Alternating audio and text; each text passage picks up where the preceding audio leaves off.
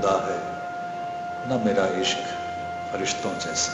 12 جنوری 1931 کو ہاٹ کی پرسکون فضاؤں میں ایک بچہ پیدا ہوا جو آگے چل کر اردو شاعری کا استعارہ بن گیا۔ نام رکھا گیا سید احمد شاہ، لیکن دنیا نے انہیں ہمیشہ احمد فراز کے نام سے پہچانا۔ یہ کون پھر سے انہیں راستوں میں چھوڑ گیا؟ ابھی تو عذاب سفر سے نکلا تھا یہ تیر دل میں، مگر بے سبب نہیں اترا۔ کوئی تو حرف لب چارہ گر سے نکلا تھا، وہ کیس اب جسے مجنوں پکارتے ہیں فراز، تیری طرح کوئی دیوانہ گر سے نکلا تھا۔ احمد فراز ایک ایسا شاعر جس نے لفظوں کو خواب بنا دیا اور خوابوں کو حقیقت میں ڈالنے کی کوشش کی۔ ابتدائی تعلیم پشاور میں حاصل کی، اردو اور فارسی میں ماسٹر کیا۔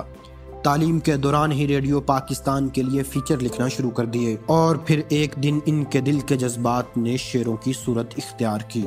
سنا ہے لوگ سے آنکھ بھر کے دیکھتے ہیں، سو اس کے شہر میں کچھ دن ٹھہر کے دیکھتے ہیں۔ سنا ہے اس کو بھی ہے شعر و شاعری سے شغف، سو معجزے ہم بھی اپنے ہنر کے دیکھتے ہیں۔ اب اس کے شہر میں ٹھہریں کہ کوچ کر جائیں فراز، آؤ ستارے سفر کے دیکھتے ہیں، آؤ ستارے سفر کے دیکھتے ہیں۔ جب ان کا پہلا شاعری مجموعہ تنہا تنہا شائع ہوا تو وہ ابھی BA کے طالب علم تھے۔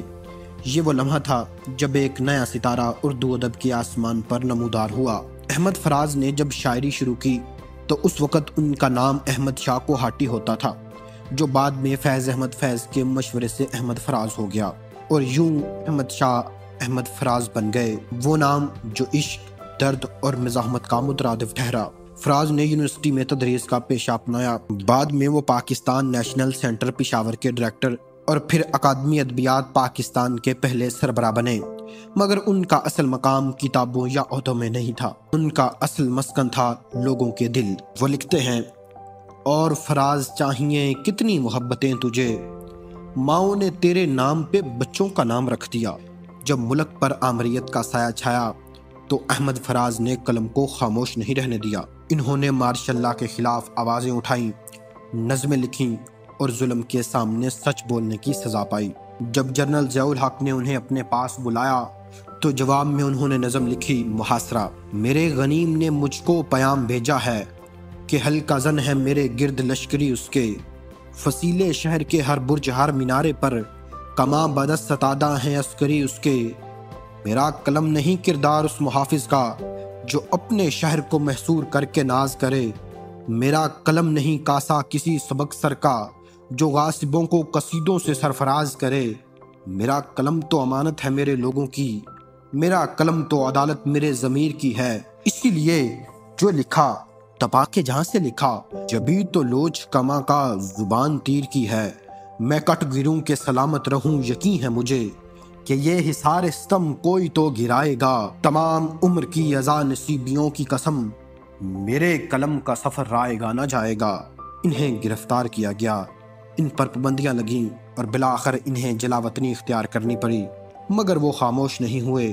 ان کی نظموں نے وطن سے دور بھی لوگوں کے دلوں میں آگ روشن رکھی۔ انہوں نے لکھا، شکوائے ظلمات شب سے کہیں بہتر تھا اپنے حصے کی کوئی شمع جلاتے جاتے۔ یہی وہ سوچ تھی جس نے احمد فراز کو محض شاعر نہیں بلکہ ضمیر کی آواز بنا دیا۔ آدم جی ایوارڈ، عباسین ایوارڈ، ٹاٹا ایوارڈ اور ہلال امتیاز جیسے اعزازات سے نوازا گیا، لیکن جب ان کے دل نے گوارا نہ کیا کہ وہ خاموش رہیں تو انہوں نے 2 سال بعد اپنا ہلال امتیاز واپس کر دیا۔ یہ ان کے ضمیر کی گواہی تھی۔ احمد فراز نے اپنی شاعری میں محبت، بغاوت، درد، خواب سبھی کو موضوع بنائے رکھا۔ انہوں نے لکھا، اب کہ ہم بچھڑے تو شاید کبھی خوابوں میں ملیں، جس طرح سوکھے ہوئے پھول کتابوں میں ملیں۔ ان کے الفاظ صرف اشعار نہیں تھے، یہ ایک نسل کے احساسات کا آئینہ تھے۔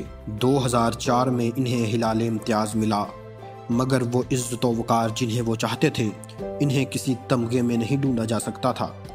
انہوں نے کئی برس نیشنل بک فاؤنڈیشن کے سربراہ کی حیثیت سے کام کیا، لیکن جب حق کوئی کا وقت آیا تو نوکری قربان کر دی، مگر اصول نہیں۔ ان کا کلام علی گڑھ یونیورسٹی، پشاور یونیورسٹی اور پاکستان بھر میں دیگر جامعات کے نصاب میں شامل ہے۔ ان پر PhD کے مقالے لکھے گئے اور ان کی غزلیں دنیا بھر کی کئی زبانوں میں ترجمہ ہوئیں۔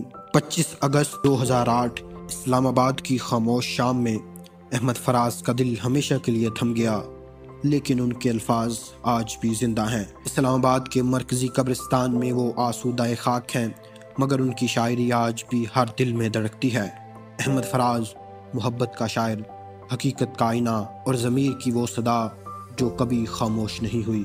اب کہ ہم بچھڑے تو شاید کبھی خوابوں میں ملیں۔